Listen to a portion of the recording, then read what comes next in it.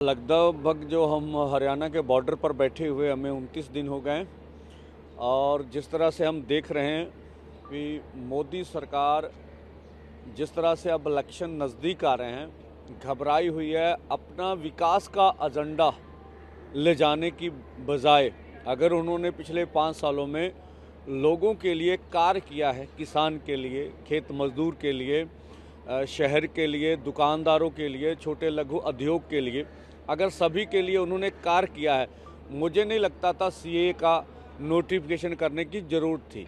उन्हें लगा कि वो विकास के एजेंडे पर चोन नहीं लड़ सकते और जो अभी आंदोलन चल रहा है किसानों का, इस आंदोलन की ताकत की वजह से ये नया नोटिफिकेशन किया गया कि मीडिया में और बहुत सी समस्याएं हमारे सामने खड़ी की जाए।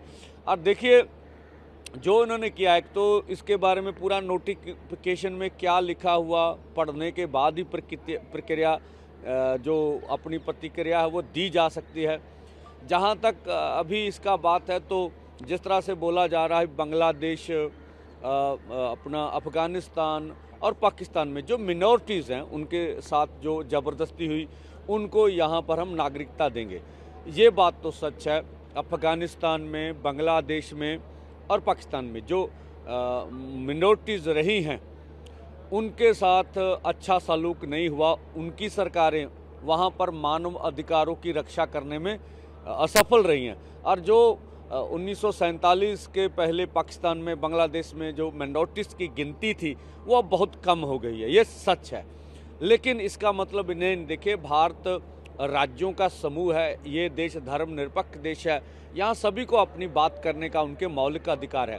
अगर उन देशों में ऐसा हो रहा है तो मुझे लगता हमें अपने देश में ऐसा किसी के साथ करना नहीं चाहिए।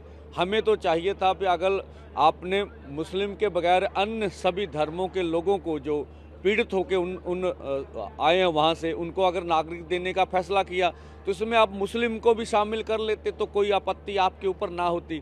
और दूसरी बात है, किसी भी आप देश में रहते हैं जहाँ बहुगिनती है, बहुगिनती से भी कई बार ज़बरदस्ती हो जाती है, तो ऐसा नहीं कहा जा सकता।